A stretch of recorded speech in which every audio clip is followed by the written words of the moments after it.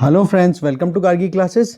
राजस्थान के political and administrative setup में इस वीडियो में हम बात करेंगे राजस्थान हाई कोर्ट के बारे में। सबसे पहले हम डिस्कस करेंगे इस वीडियो में कि हाई कोर्ट्स का प्रोविज़न कॉन्स्टिट्यूशन ऑफ इंडिया के अकॉर्डिंग क्या है, कौन कौन से इंपॉर्टेंट आर्टिकल्स हैं, कौन कौन से प्रोविजंस हैं, और फिर लास्ट में राजस्थान स्पेसिफिक जो इंपॉर्टेंट फैक्ट्स हैं वो हम पिक करेंगे। तो इस वीडियो में हाई कोर्ट से रिलेटेड आपको बहुत सारी डिटेल्स प्रोवाइड की जाएगी। और वीडियो को स्टार्ट करने से पहले एक छोटी सी इन्फॉर्मेशन, अगर आपको Rajasthan geography, Rajasthan history, Rajasthan art and culture and world geography की पीडीएफ्स रिक्वायर्ड हैं इंग्लिश में अकॉर्डिंग टू RAS सिलेबस, बाकी ये सारे वीडियो जो ये कंटेंट है ना, ये दूसरे एग्जाम्स के लिए भी इक्वली इंपॉर्टेंट है। आराम से आप दूसरे एग्जाम को के हिसाब से भी कंटेंट परचेज कर सकते हो। परचेज करने का तरीका सिंपल है, टेलीग्राम चैनल का लिंक डिस्क्रिप्शन बॉक्स में गिवन है, आप वहाँ पर जाके टेलीग्राम चैनल ज्वाइन करो और वहाँ पर एक पिंड मैसेज, उस पिंड मैसेज को सिंपली फॉलो करना है, टोकन मनी पे करनी है, स्क्रीनशॉट लेना है और जो गिवन जो प्रिस्क्राइब्ड जो कॉन्टैक्ट नंबर है उन पर आपको सेंड करना है टेलीग्राम पर। और उसको जैसे ही आप सेंड करोगे तो थोड़े टाइम के अंदर अंदर ही आपको नोट्स मिल जाएंगे और वो इंग्लिश में मिलेंगे आपको, ठीक है। और एग्जैक्टली वही कंटेंट मिलेगा जो कंटेंट आपको यूट्यूब पे पढ़ाया जा रहा है, एक भी वर्ड ऊपर नीचे नहीं मिलेगा, ठीक है। और अगर आप कंट्रीब्यूट करना चाहते हैं गार्गी क्लासेस को तो प्लीज़ आप कर सकते हो। और अगर आपकी स्पेसिफिक कुछ ग्रीवांसेज हैं या कोई इश्यूज़ हैं जो आप एड्रेस करवाना चाहते हो, आप पूछना चाहते हैं हमसे, तो आप ज्वाइन भी कर सकते हो गार्गी क्लासेस को। और फिर अपने क्वेश्चंस जैसे ही आप टाइप करोगे कमेंट बॉक्स में तो आपको प्रायोरिटी दी जाएगी, ठीक है। चलिए अब देखते हैं वीडियो को डिटेल में। राजस्थान हाई कोर्ट, सबसे पहले हम देखते हैं इंडियन कॉन्स्टिट्यूशन के हिसाब से जुडिशरी का क्या प्रोविज़न है। हमारी जो इंडिया की जुडिशरी है वो सिंगल इंटीग्रेटेड जुडिशियल सिस्टम है। सिंगल इसलिए क्योंकि हमारे यहाँ पर अगर सुप्रीम कोर्ट ने कोई वर्डिक्ट दे दिया तो उसी वर्डिक्ट को फॉलो करेंगे हाई कोर्ट, सबऑर्डिनेट कोर्ट्स। और इंटीग्रेटेड जुडिशरी इसलिए क्योंकि वो एक दूसरे से कनेक्टेड हैं। यूएसए में जिस तरीके से फेडरल जुडिशरी अलग है, जो स्टेट्स की जुडिशरी अलग है, वैसा सिस्टम हमारे यहाँ पर नहीं है। हमारे यहाँ पर है इंटीग्रेटेड जुडिशियल सिस्टम, जिसमें सुप्रीम कोर्ट हाईएस्ट होता है और हाई कोर्ट जो हैं वो सुप्रीम कोर्ट के अंडर में काम करते हैं और सबऑर्डिनेट कोर्ट्स जो हैं वो हाई कोर्ट के नीचे काम करते हैं। तो इस तरीके से एक हायरार्की बनी हुई है जिसमें सुप्रीम कोर्ट एपेक्स कोर्ट के तौर पे कंसिडर किया जाता है। हाई कोर्ट की अगर बात करें तो स्टेट का जो जुडिशियल एडमिनिस्ट्रेशन सिस्टम होता है उसमें टॉप पोजीशन पे होता है हाई कोर्ट, ठीक है ना। 1862 की अगर बात करें, जब हम अंग्रेजों के गुलाम हुआ करते थे, उस टाइम पर पहली बार इंडिया में हाई कोर्ट स्टैब्लिश किए गए थे कलकत्ता में, बॉम्बे और मद्रास में। फिर 1866 में इलाहाबाद हाई कोर्ट भी स्टैब्लिश कर दिया गया था। ऐसे करके Allahabad high court number 4th एक हाई कोर्ट के तौर पे स्टैब्लिश हुआ था इंडिया में। इसके अलावा अगर देखें तो इंडियन कॉन्स्टिट्यूशन के हिसाब से हमारे यहाँ पर पार्लियामेंट जो है वो हाई कोर्ट्स को स्टैब्लिश करती है और एक स्टेट का एक हाई कोर्ट भी हो सकता है।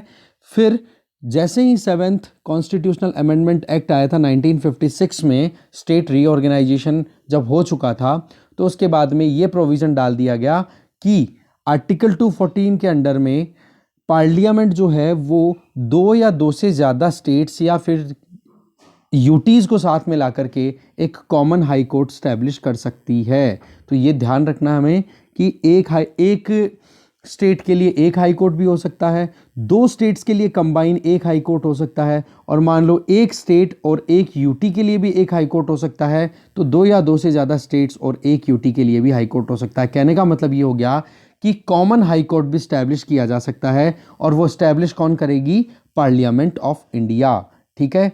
इसके अलावा आप देखोगे कि हाई कोर्ट का जो ज्यूरिसडिक्शन है, ज्यूरिसडिक्शन का मतलब हाई कोर्ट की जो वर्डिक्ट है या जो भी ऑर्डर्स हैं, जो भी डिक्री है, वो अप्लाई कहाँ तक होंगी, कौन सा उसका टेरिटोरियल एक्सपेंशन है या एरिया कहाँ तक है उसका।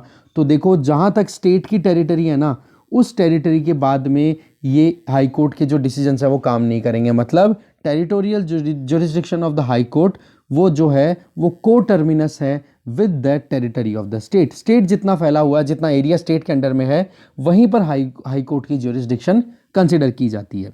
आर्टिकल 14 से आर्टिकल 31 के बीच में part 16 of the Indian constitution में हाई कोर्ट्स के बारे में पूरी डिटेल दी गई है, जिनमें उसका ऑर्गेनाइजेशन क्या होगा, हाई कोर्ट की इंडिपेंडेंस के बारे में बताया हुआ है, जुरिस्डिक्शन की कहाँ तक उसके कानून लागू होंगे या जो भी वर्डिक्ट है, या पावर्स क्या है हाई कोर्ट की, प्रोसीजर्स क्या हैं, ये सारी चीज़ें हाई कोर्ट्स के बारे में इंडियन कॉन्स्टिट्यूशन के पार्ट 6 में आर्टिकल 214 से 231 के बीच में बताई हुई है। ठीक है, अब बात आ जाती है organisation of the high court. High court का क्या कौन ऑर्गेनाइजेशन होता है, किस तरीके से बना हुआ होता है। देखो आर्टिकल 216 के अंडर में एक पूरा कॉन्फ़िगरेशन या ऑर्गेनाइजेशन बताया हुआ है आर्टिकल का हाई कोर्ट का, जिसमें हर एक हाई कोर्ट, चाहे वो कॉमन हो चाहे एक स्टेट के लिए एक हो, तो उन हाई कोर्ट्स का या उस हाई कोर्ट में एक तो चीफ जस्टिस होगा, ठीक है, जो प्रधान न्यायाधीश होते हैं, मुख्य न्यायाधीश जिनको बोलते हैं, एक तो चीफ जस्टिस होंगे और दूसरे और हाई कोर्ट जजेस होंगे। और वो नंबर्स जो हैं, कितने नंबर होंगे, वो डिपेंड करता है प्रेसिडेंट पे, कि प्रेसिडेंट को जितना वर्कलोड के हिसाब से नेसेसरी फील होता है कि हाँ कि यहाँ पर इतने नंबर्स ऑफ हाई कोर्ट जजेस होने चाहिए चीफ जस्टिस के अलावा, तो वो अपने हिसाब से फिर उनको अपॉइंट करते हैं। तो इससे एक चीज़ क्लियर हो गई ना कि कॉन्स्टिट्यूशन में नंबर ऑफ जजेस को फिक्स नहीं किया हुआ है कि हाई कोर्ट में कितने जजेस होंगे। ठीक है, आगे चलते हैं। अब हम बात करते हैं अपॉइंटमेंट ऑफ जजेस। जजेस की अपॉइंटमेंट कैसे होगी। देखो हाई कोर्ट के जो जजेस हैं उनकी अपॉइंटमेंट की जाती है प्रेसिडेंट के द्वारा। ये आप ध्यान रखना, बहुत इंपॉर्टेंट फैक्ट्स हैं, एक एक लाइन बहुत इंपॉर्टेंट है। ऐसे ही जब चीफ जस्टिस की अपॉइंटमेंट हो रही है, फॉर एग्जांपल हाई कोर्ट के चीफ जस्टिस की अपॉइंटमेंट हो रही है, तो वो अपॉइंटमेंट की जाएगी प्रेसिडेंट के द्वारा। और प्रेसिडेंट कब अपॉइंट करेंगे, जब चीफ जस्टिस ऑफ इंडिया मतलब सुप्रीम कोर्ट के जो मुख्य न्यायाधीश हैं उनके साथ कंसल्ट करेंगे, और साथ में जिस स्टेट में हाई कोर्ट है, जिस स्टेट के हाई कोर्ट के चीफ जस्टिस का अपॉइंटमेंट हो रहा है, उस स्टेट के गवर्नर से कंसल्ट किया जाएगा। तो प्रेसिडेंट अपॉइंट करता है और कंसल्टेशन किससे होता है, chief justice of India plus governor या गवर्नर्स भी बोल सकते हैं, क्योंकि एक हाई कोर्ट मान लो कि 2 स्टेट्स का है। ठीक है, जैसे आपको बताऊं, जैसे अभी करंटली बात करें, हैदराबाद हाई कोर्ट जो है वो आंध्र प्रदेश और तेलंगाना दोनों के लिए 2024 तक कंटिन्यू रहेगा अभी तक। ठीक है, तो उस केस में अगर आंध्र प्रदेश, ये हैदराबाद हाई कोर्ट में अगर चीफ जस्टिस का अपॉइंटमेंट होना होगा ना, तो उस केस में आंध्र प्रदेश के गवर्नर और तेलंगाना के गवर्नर से कंसल्ट करेंगे CJI, और फिर उसके बाद में प्रेसिडेंट को रिकमेंड करेंगे। तो ऐसे करके प्रेसिडेंट अपॉइंट करेंगे chief justice of any high court. दूसरा, जब चीफ जस्टिस का अपॉइंटमेंट हो गया, तो उसके बाद में अगर दूसरे जजेस की अपॉइंटमेंट की बात करें, तो उस अपॉइंटमेंट में सेम ये प्रोसीजर रहेगा। प्रेसिडेंट ही अपॉइंट करेंगे, चीफ जस्टिस ऑफ इंडिया से कंसल्ट करेंगे, और साथ में कोई एक स्टेट का हाई कोर्ट है तो उसके गवर्नर, या फिर 2 स्टेट या 2 से ज़्यादा स्टेट्स का वो हाई कोर्ट है तो उनके गवर्नर से कंसल्ट किया जाएगा, प्लस में उस पर्टिकुलर हाई कोर्ट के चीफ जस्टिस से भी डिस्कशन कंसल्ट किया जाएगा। ऐसे करके फिर प्रेसिडेंट अपॉइंट करेंगे। तो ये दोनों लाइनें बहुत इंपॉर्टेंट है, ध्यान रखना। ठीक है, तो कंसल्टेशन का यहाँ पे जो मतलब है ना, वो आपको समझना पड़ेगा, वो है कोलेजियम सिस्टम। मतलब ये है कि CJI से अगर प्रेसिडेंट यहाँ पे कंसल्ट कर रहे हैं चीफ जस्टिस ऑफ इंडिया से, सुप्रीम कोर्ट के चीफ जस्टिस से, तो वो कंसल्टेशन का मतलब है कि वो डिस्कस करेंगे किससे, कोलेजियम सिस्टम। कोलेजियम सिस्टम का मतलब है कि सुप्रीम कोर्ट के 4 सीनियर मोस्ट जजेस का एक ग्रुप है, वो फिर नाम रिकमेंड करेगा चीफ जस्टिस ऑफ इंडिया को, और उन नामों की लिस्ट दे दी जाएगी प्रेसिडेंट को, और उन नामों में से फिर बाद में गवर्नर या गवर्नर्स के साथ में कंसल्ट करके फिर अपॉइंटमेंट किया जाएगा। अगर chief justice of high court है तब तो कोलेजियम सिस्टम, CJI, गवर्नर और प्रेसिडेंट ये मिलकर अपॉइंट करेंगे। और अगर जजेस हैं, सिर्फ जजेस, ठीक है, उनकी अपॉइंटमेंट अगर हाई कोर्ट में हो रही है तो प्रेसिडेंट, CJI ऑफ मतलब chief justice of India, governor या फिर गवर्नर्स, कॉलेजियम सिस्टम है ही, और प्लस में उस पर्टिकुलर हाई कोर्ट का चीफ जस्टिस, फिर बाद में फाइनल अपॉइंटमेंट होगा। इस सिस्टम को हम बोलते हैं कॉलेजियम सिस्टम, जिसमें 4 सीनियर मोस्ट सुप्रीम कोर्ट के जजेस जो हैं वो नाम सॉर्ट आउट करते हैं कि भाई इन लोगों को हमें अपॉइंट करवाना है हाई कोर्ट में जज के तौर पे, राइट। इसके अलावा 2014-15 के टाइम पे नेशनल जुडिशियल अपॉइंटमेंट कमीशन भी लाया गया था, ठीक है, और 99th कॉन्स्टिट्यूशनल अमेंडमेंट एक्ट भी लेकर के आई थी पार्लियामेंट। पर यहाँ पर आप देखोगे इसमें प्रोविज़न क्या किया गया था कि जो सेंट्रल गवर्नमेंट है, जिनको हम एग्जीक्यूटिव बोलते हैं, इनका भी रोल था इसमें NJSC में, और जो लेजिस्लेचर ऑफ पार्लियामेंट है उसका भी रोल था। तो इस वजह से क्या हो गया कि यहाँ पर अपॉइंटमेंट तो जुडिशियल हो रही हैं, ठीक है, और उसमें ये थी कहने कि जो एग्जीक्यूटिव थे उनका क्या कहना था कि यहाँ पर जो हाई जजेज हैं वो अपनी मनमानी करते हैं, नेपोटिज्म फैलाते हैं, बोले अपने रिश्तेदारों को ही प्रमोट करते हैं, उन्हीं को जज बना देते हैं। तो बोले इस पर लगाम कैसे लगाई जाए, बोले कि एग्जीक्यूटिव्स और लेजिस्लेचर उनका भी यहाँ पे कहना या कमांड होनी चाहिए। तो उसके लिए 99th कॉन्स्टिट्यूशनल अमेंडमेंट एक्ट आया था और NJAC भी आया था। तो ऐसे करके इसमें प्रोविज़न था कि जो एग्जीक्यूटिव है, सेंट्रल गवर्नमेंट है, उसके नुमाइंदे भी बैठेंगे अपॉइंटमेंट के टाइम पे। जो ये कॉलेजियम सिस्टम था ना, इसको अबोलिश करने की बात की गई थी। ये 4 सीनियर मोस्ट जजेस जो नाम रिकमेंड करते हैं, तो इनको हटा करके ये NJAC लेकर के आए थे। पर हुआ क्या, जब जुडिशियल रिव्यू में वो गया, आर्टिकल 13 के अंडर में कॉन्स्टिट्यूशनल प्रोविजंस को चेक किया गया, तो इसको स्ट्राइक डाउन कर दिया गया था, मतलब इनको अनकॉन्स्टिट्यूशनल करार दे दिया था सुप्रीम कोर्ट ने, और कहा कि कॉलेजियम सिस्टम ही कंटिन्यू रहेगा। और इसके पीछे सबसे बड़ी बात क्या है, आर्टिकल 50 ऑफ इंडियन कॉन्स्टिट्यूशन, जिसको ये आर्टिकल 50 कौन से सेक्शन, पार्ट 4 में आता है, जो कि directive principles for state policy के अंडर में आता है, ठीक है, DPSPs के अंडर में।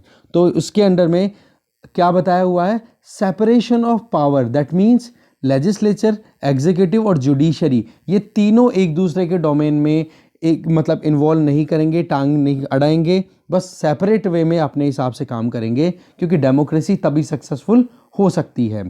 तो इस तरीके से अनकॉन्स्टिट्यूशनल करार कर दिया गया था NJAC को, ये खत्म हो गया और ये कॉलेजियम सिस्टम कंटिन्यू अभी भी चल रहा है। इसके अलावा अगर देखें कि जो हाईकोर्ट के जजेस हैं उनकी क्वालिफिकेशन क्या होनी चाहिए, वो देखते हैं। क्वालिफिकेशन ऑफ जजेस को आर्टिकल 217 के अंडर हम देख सकते हैं, जिसमें पहली चीज़ तो है कि वो इंडिया का सिटीजन होना चाहिए।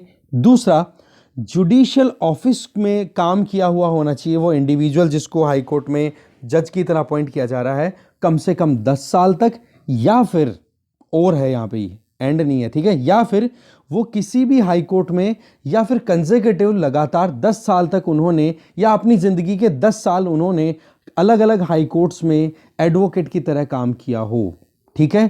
तो या तो वो जुडिशियल ऑफिसर रहे हों, ठीक है, 10 साल तक इंडिया में कहीं पर भी, और या फिर वो एक हाई कोर्ट में या फिर डिफरेंट हाई कोर्ट्स में टोटल 10 सालों तक उन्होंने एडवोकेसी की है, एडवोकेट रहे हैं, तो फिर वो उनको अपॉइंट किया जा सकता है हाई कोर्ट के जज के तौर पे। तो यहाँ पर आप देख सकते हो कि नंबर मतलब कोई भी मिनिमम एज क्राइटेरिया नहीं है, ये नंबर नहीं है, सॉरी, नो है ये, है ना, no minimum age criteria is here. यहाँ पर मिनिमम एज कितनी होनी चाहिए ऐसा कुछ भी फिक्स नहीं किया हुआ है। ये चीज़ आप ध्यान रखोगे अगर क्वेश्चन आ जाए कि हाई कोर्ट में जज अपॉइंट होने के लिए कम से कम उम्र कितनी होनी चाहिए, तो एज क्राइटेरिया कॉन्स्टिट्यूशन के हिसाब से कोई प्रोविज़न नहीं है। फिर बात करते हैं ओथ और अफर्मेशन, जो शपथ ली जाती है हाई कोर्ट के जजेस के द्वारा, यह आर्टिकल 219 के अंडर में मेंशन किया हुआ है, और इनको शपथ लेनी होती है जब वो ऑफिस में एंटर होते हैं उसके पहले, और लेंगे किसके सामने शपथ, गवर्नर ऑफ दैट स्टेट, जिस स्टेट के वो आप हाई कोर्ट में अपॉइंट हो रहे हैं उस स्टेट के गवर्नर के सामने उनको शपथ लेनी पड़ेगी। और अगर गवर्नर एब्सेंट हैं तो वो जिस भी इंडिविजुअल को अपॉइंट करेंगे उनके सामने ये शपथ लेनी पड़ेगी हाई कोर्ट के जज को ऑफिस में एंटर होने से पहले, ठीक है। तो एक चीज़ क्लियर हो गई कि अपॉइंटमेंट तो देखो कौन करता है, प्रेसिडेंट, हमने पूरा प्रोसीजर देखा, बट ओथ जो है वो कौन दिलाता है, गवर्नर ऑफ दैट स्टेट। ये बहुत इंपॉर्टेंट चीज़ें हैं, आगे चलते हैं। फिर नेक्स्ट चीज़ आ जाती है टेन्योर ऑफ जजेस। जजेस का टेन्योर क्या होगा, कितने सालों तक काम करेंगे। तो देखो कॉन्स्टिट्यूशन में तो ऐसा कोई प्रोविज़न है नहीं कि हाई कोर्ट में जज इतने साल काम करेगा, ये चीज़ छोड़ दी गई थी। बोले प्रेसिडेंट को जैसा ठीक लगे उस हिसाब से वो हाई कोर्ट के जजेस का टेन्योर फिक्स कर सकते हैं। तो अभी तक जो है, अभी जो लेटेस्ट जो है डेटा उसके हिसाब से देखिए तो जब तक उम्र 62 साल की होती है तो तब तक एक इंडिविजुअल हाई कोर्ट में जज की तरह काम कर सकता है। तो मैक्सिमम एज टेन्योर कितना हो गया, 62 ईयर्स। और ये डिसाइड कौन करेगा, प्रेसिडेंट, और कंसल्ट किससे करेंगे, CJI के साथ में, ठीक है। और प्रेसिडेंट का जो डिसीजन होगा वो फाइनल होगा। ये बहुत इंपॉर्टेंट लाइन है, आप इसको थोड़ा ध्यान रखिएगा क्योंकि गड़बड़ हो सकती है यहाँ से, अगर थोड़ा बहुत भी आप मिस कर सकते हो। अगर हाई कोर्ट के जज को अगर रिजाइन करना है तो किसको एड्रेस करेगा, जिसने अपॉइंट किया, अपॉइंट किसने किया, प्रेसिडेंट ने, तो प्रेसिडेंट को ही वो एड्रेस करेंगे। साथ में हाई कोर्ट के जज को रिमूव भी किया जा सकता है, दैट मीन्स इम्पीच भी किया जा सकता है, जिसको महाअभियोग भी बोला जाता है। इम्पीचमेंट मतलब उनका रिमूवल भी किया जा सकता है। और रिमूवल का प्रोसेस क्या होगा? जब पार्लियामेंट रेकमेंड कर दे प्रेसिडेंट को कि भाई ये पर्टिकुलर जज जो है वो मिसबिहेव कर रहा है या इनकम्पिटेंट है, इनकैपेसिटी शो कर रहा है अपने ऑफिस को होल्ड करने में, तो इसको हटाओ। तो पार्लियामेंट कैसे रिकमेंड करेगी? देखो, अगर लोकसभा में जज को रिमूव करने के लिए इंपीचमेंट प्रोसेस लाई जा रही है तो 100 जो मेंबर्स हैं लोकसभा के वो इस रेजोल्यूशन को लेकर के आएंगे, और अगर यही काम राज्यसभा में शुरू होता है तो 50 एमपीज को वो भी रेजोल्यूशन लाना पड़ेगा। फिर उसके बाद में राज्यसभा और लोकसभा को सेपरेटली अलग अलग स्पेशल मेजोरिटी के साथ में वो रेजोल्यूशन पास करना पड़ेगा, और एक हाउस में जैसे स्पेशल मेजोरिटी से पास हो गया तो दूसरे हाउस में वो रेजोल्यूशन जाएगा, फिर वहाँ पर भी स्पेशल मेजोरिटी से पास होना चाहिए। और जैसे ही दोनों हाउसेज में ये स्पेशल मेजोरिटी से रेजोल्यूशन पास हो गया कि हाँ जी इस इंडिविजुअल ए को हाईकोर्ट की जज की पोस्ट से हटाना है, तो फिर वो एक तरीके से जिस टाइम पर राज्यसभा या लोकसभा दोनों मिलकर के इस चीज़ को एक्सेप्ट कर लेंगी उसी टाइम से एक्सेप्ट कर लिया जाएगा प्रेसिडेंट के द्वारा कि जी हाँ बिल्कुल अब रिमूव कर दो। अब स्पेशल मेजोरिटी मैं फिर से बता देता हूँ, एब्सोल्यूट मेजोरिटी और plus 2/3 of present and voting, ये है स्पेशल मेजोरिटी। ठीक है, और रिमूव करने का ग्राउंड केवल और केवल क्या है? मिसबिहेवियर और इनकैपेसिटी। ये वर्ड बहुत इंपॉर्टेंट है। ओके, आगे देखते हैं। नेक्स्ट इंपॉर्टेंट चीज आ जाती है हाईकोर्ट के जजेस से रिलेटेड कि उनकी सैलरीज और अलाउंसेस क्या मिलते हैं। देखो, consolidated fund of the state, यहां पे स्टेट जरूर लिख देना है ना, consolidated fund of the state, जिसमें आर्टिकल 221 के अंडर में जजेस जो हैं हाईकोर्ट के या चीफ जस्टिस ऑफ हाईकोर्ट हैं उनको सैलरीज मिलती है, और ये डिटरमाइन कौन करता है कि कितनी सैलरी उनको मिलेगी? वो डिटरमाइन किया जाता है पार्लियामेंट के द्वारा। ठीक है, ये ध्यान रखना, काम तो स्टेट गवर्नमेंट के लिए करेंगे, पैसा भी state consolidated fund of India से उठाएंगे, पर डिटरमाइन कौन करेगा? पार्लियामेंट। और अभी जो chief justice of high court है उसकी सैलरी कितनी है? 90,000 रुपये, और अदर जो जजेस हैं उनकी सैलरी कितनी है? 80,000 रुपये। साथ में अगर एक बार अपॉइंटमेंट हो गया किसी जज का और फिर बाद में एक बार अपॉइंटमेंट हो जाए और अपॉइंटमेंट के बाद में फिर उनकी सैलरी या अलाउंसेस कम किए जाते हैं तो वो अलाउड नहीं है। आग पहले ही फिक्स करके रखो कि इतनी सैलरी मिलेगी, ये अलाउंसेस मिलेंगे। ऐसा नहीं अपॉइंटमेंट के बाद में फिर पार्लियामेंट जो है वो बिल पारित कर रही है, चेंज लेकर के आ रही है कि हाँ अब कम कर दी सैलरी या अलाउंसेस, नहीं, बिल्कुल भी नहीं। केवल एक केस होगा जिस केस में हाईकोर्ट में जजेस की अपॉइंटमेंट के बावजूद, अपॉइंटमेंट होने के बाद में भी उनकी सैलरी को रिड्यूस किया जा सकता है, वो है फाइनेंशियल इमरजेंसी आर्टिकल 360 के अंडर में। ठीक है, फाइनेंशियल इमरजेंसी अगर लगी हुई है देश में तो इनकी सैलरी को कम किया जा सकता है, अलाउंसेस को रिड्यूस किया जा सकता है। तो ये बहुत इंपॉर्टेंट चीज़ है, ध्यान रखना।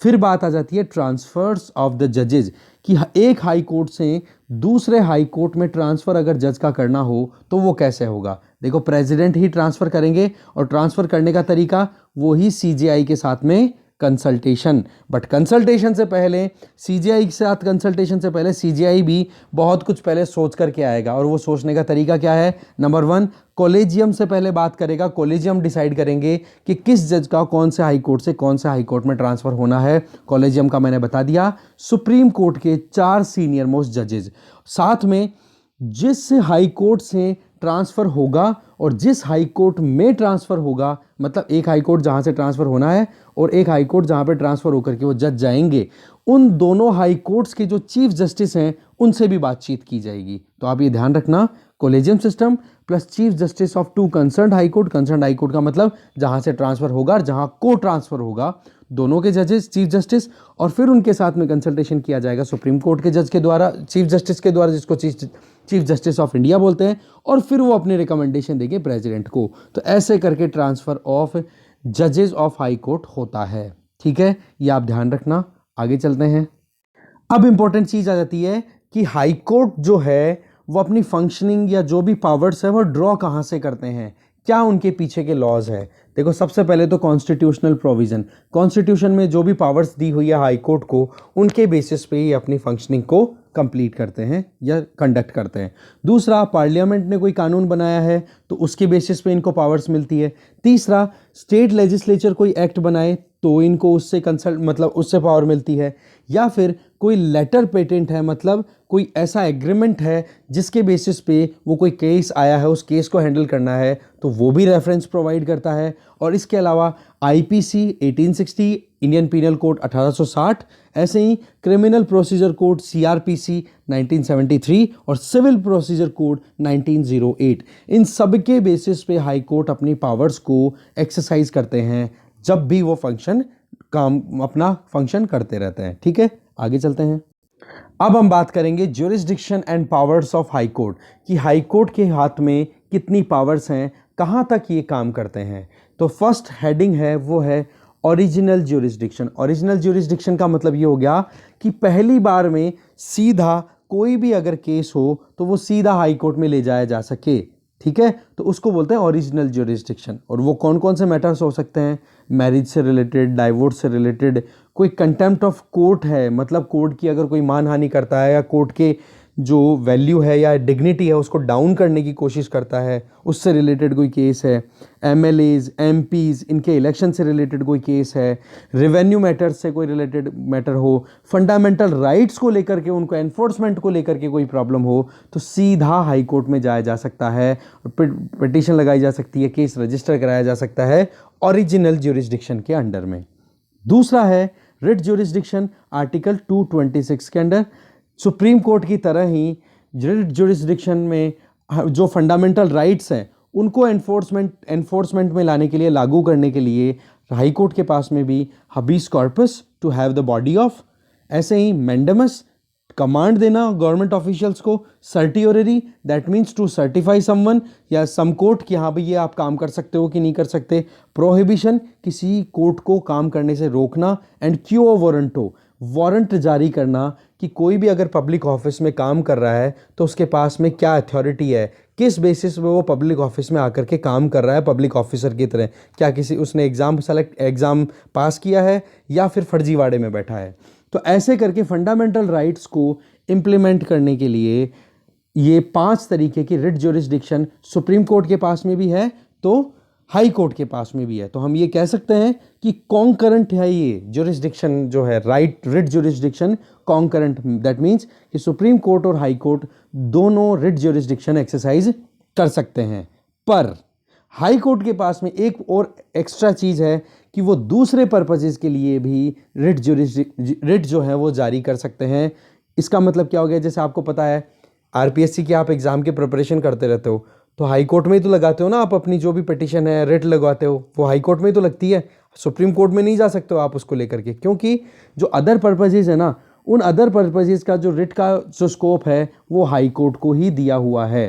तो इस तरीके से यहाँ पे एक चीज़ क्लियर हो गई ना कि सुप्रीम कोर्ट के कंपैरिजन में हाई कोर्ट का रिट ज्यूरिसडिक्शन वाइडर है, ब्रॉडर है, पावर मतलब ज़्यादा स्कोप है हाई कोर्ट के पास में रिट ज्यूरिसडिक्शन अप्लाई करने का। आगे चलते हैं। इसके अलावा अपेलेट ज्यूरिसडिक्शन का मतलब हो गया अपील करके हाई कोर्ट में जाना। तो अपील किया जा सकता है किसी भी जो भी सबऑर्डिनेट कोर्ट है, चाहे वो सिविल कोर्ट हो या फिर सेशन कोर्ट हो या डिस्ट्रिक्ट कोर्ट हम जिनको बोलते हैं, या सेशन कोर्ट जहाँ पे क्रिमिनल केसेस देखे जाते हैं, डिस्ट्रिक्ट या फिर अदर सब डिस्ट्रिक्ट कोर्ट हैं कोई भी, है ना, सबऑर्डिनेट कोर्ट्स हैं जहाँ पर सिविल केसेस देखे जाते हैं। अगर उनकी जजमेंट से कोई भी पार्टी खुश नहीं है तो वो अपील कर सकती है कहाँ पे, हाई कोर्ट में जाके अपेलेट ज्यूरिसडिक्शन के अंडर में। ठीक है, तो सबऑर्डिनेट कोर्ट्स के जजमेंट से अगर खुश नहीं है कोई पार्टी तो वो अपील कर सकती है हाई कोर्ट में ले जा करके। पर हाँ, ये जो सबऑर्डिनेट कोर्ट्स होंगे ये कौन से होने चाहिए, उस पर्टिकुलर राज्य, जैसे राजस्थान की बात करें तो राजस्थान की जो टेरिटरी है, जो स्टेट का एरिया है, ज्योग्राफिकल एरिया है, उस रीजन में ही, उस एरिया में ही वो सबऑर्डिनेट कोर्ट्स लोकेटेड होने चाहिए। तो इस तरीके से ये हो गया अपेलेट ज्यूरिसडिक्शन। इसके अलावा और भी बहुत सारी ज्यूरिसडिक्शन है भी कि हाई कोर्ट जो है वो सुपरिंटेंडेंस मतलब एक तरीके से ऊपर से मॉनिटर करेगा, चेक करेगा जो भी कोर्ट्स हैं राजस्थान में, सबऑर्डिनेट कोर्ट्स हैं या जो भी कोर्ट्स काम कर रहे हैं उनको, और जो भी ट्रिब्यूनल्स हैं उनको, तो उनकी फंक्शनिंग को सुपरिंटेंडेंस रखेगा, मतलब पावर ऑफ सुपरिंटेंडेंस दी हुई है कि वो मॉनिटर कर सकते हैं कि कौन सा कोर्ट या ट्रिब्यूनल उस पर्टिकुलर स्टेट की टेरिटोरियल, जैसे राजस्थान की बात करें तो राजस्थान में जितने भी ट्रिब्यूनल हैं, जितने भी कोर्ट्स हैं, उनकी फंक्शनिंग को ध्यान में रखेगा, उनको ऊपर नजरें रखेगा। छोड़ करके military courts and military tribunals, military का जो पूरा मुद्दा है वो सारा का सारा सेंट्रल गवर्नमेंट के अंडर में जाता है, उन पर कोई हाई कोर्ट का रोल नहीं आता। इसी तरीके से हाई कोर्ट को कोर्ट ऑफ रिकॉर्ड भी बोला जाता है, वो इसलिए क्योंकि हाई कोर्ट ने अगर कोई वर्डिक्ट दी, कोई डिक्री दी, तो उसको एक रिकॉर्ड की तरह कंसिडर करके सबऑर्डिनेट कोर्ट जो हैं वो अपनी फंक्शनिंग को कंटिन्यू कर सकते हैं। कहने का मतलब अगर कोई केस आ गया और उस केस में जजमेंट देना है तो हाई कोर्ट के कोई भी प्रीवियस वर्डिक्ट का हवाला दे करके ये कह सकते हैं कि फलाने डेट को उस पर्टिकुलर केस में हाई कोर्ट ने ये जजमेंट दिया था और उसी के बेसिस पे हम भी ये जजमेंट दे रहे हैं। तो रिकॉर्ड की तरह, एक रेफरेंस की तरह हाई कोर्ट की वर्डिक्ट्स को काम में लिया जा सकता है।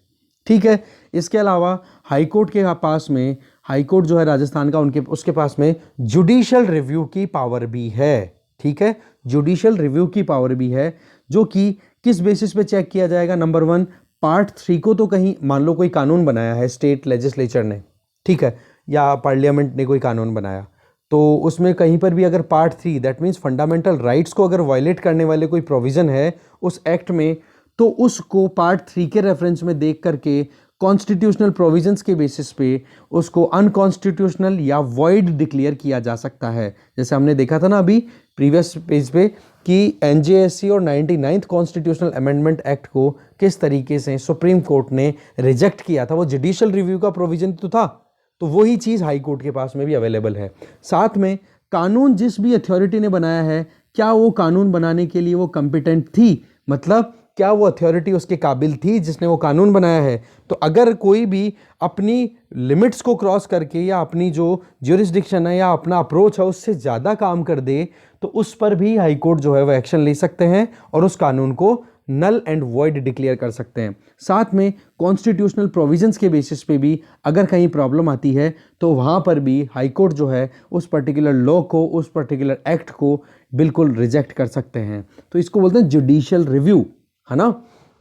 जुडिशरी कानून को बनने के बाद में जब लेजिस्लेचर कानून बना देगी, ठीक है, उसके बाद में उसको चेक करेगी कॉन्स्टिट्यूशनली कि वाकई में कॉन्स्टिट्यूशन का जैसे प्रोविजंस है उन प्रोविजंस को फॉलो भी कर रहा है कि नहीं ये कानून। अगर नहीं कर रहा है तो उस कानून को फिर स्ट्राइक डाउन कर दिया जाता है। ओके, अब हम बात करेंगे राजस्थान स्पेसिफिक, राजस्थान से रिलेटेड जो इंपॉर्टेंट टर्म्स हैं। नंबर 1, राजस्थान में पहला हाई कोर्ट जो है वो इस्टेब्लिश किया गया था जयपुर में 29 अगस्त 1942 को, और इसको इनॉग्रेट किया गया था महाराजा सवाई मानसिंह ऑफ जयपुर। तो जयपुर में इस्टेब्लिश हुआ, जयपुर के ही सवाई मानसिंह के द्वारा इसका इनॉग्रेशन किया गया और पहला हाई कोर्ट इस्टेब्लिश कहाँ हुआ, जयपुर में ही, और डेट थी ये 29 अगस्त 1949, 49 है ये, ठीक है, 42 नहीं है, सॉरी, 1949 को।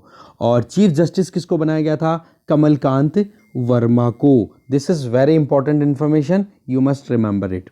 फिर जैसे ही 1956 में स्टेट रीऑर्गेनाइजेशन हो चुका था, स्टेट्स की बॉर्डर्स थी वो फिक्स कर दी गई थी लिंग्विस्टिक बेसिस पे, और जो डिमांड चल रही थी एडमिनिस्ट्रेशन की कि कैसे भी करके एफिशिएंटली एडमिनिस्ट्रेशन कैसे कंडक्ट किया जा सकता है इंडिया का, तो स्टेट रीऑर्गेनाइजेशन कमीशन के रिकमेंडेशन के बेसिस पे जब स्टेट रीऑर्गेनाइजेशन हो गया था तो उस टाइम पे सत्यनारायण राव कमेटी स्टैब्लिश की गई थी, और इस कमेटी ने क्या रिकमेंड किया वो देखते हैं।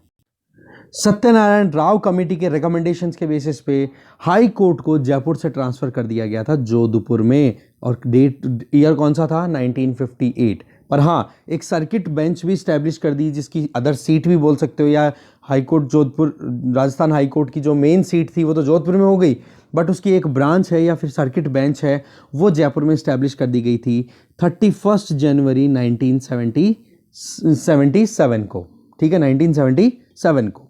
फिर बात आ जाती है कि राजस्थान हाई कोर्ट में टोटल जजेस के नंबर्स कितने हैं, तो मैक्सिमम देखो 50 फिक्स की हुई है अभी तक, और डिपेंड करता है कि अभी लोड कितना है। देखो फुल स्ट्रेंथ पे राजस्थान हाई कोर्ट नहीं चलता है, ये आपको ध्यान रखना है कि 50 जजेस ऐसे कि नहीं है कि पूरे के पूरे अपॉइंटेड हैं, वेरी होते रहते हैं। अपॉइंटमेंट जिस तरीके से करते हैं सेंट्रल गवर्नमेंट का ही चलता है, इसमें हमने देखा अपॉइंटमेंट में प्रेसिडेंट अपॉइंट करते हैं, तो उस हिसाब से हो जाता है। बाकी मैक्सिमम नंबर्स की अगर बात करें ना तो वो 50 एलोकेट किया हुआ है राजस्थान को, ठीक है। और राजस्थान में जितने भी चीफ जस्टिसेस हुए हैं उनमें लॉन्गेस्ट टेन्योर किसका रहा है, वो श्री कैलाश नाथ वांचू का। ये बहुत इंपॉर्टेंट फैक्ट है। और currently chief justice of Rajasthan high court कौन है, वो है इंद्रजीत महंती। तो इस तरीके से हमने पूरी डिटेल देखी है, राजस्थान स्पेसिफिक भी, हाई कोर्ट का प्रोविजंस भी देखे हैं, कॉन्स्टिट्यूशनल प्रोविजन, उनकी ज्यूरिसडिक्शन, उनके बारे में पूरी डिटेल देख ली है। और फिर भी अगर कोई डाउट हो तो आप कमेंट बॉक्स में लिख सकते हो। और इस वीडियो में इतना ही था। Thank you very much for watching this video.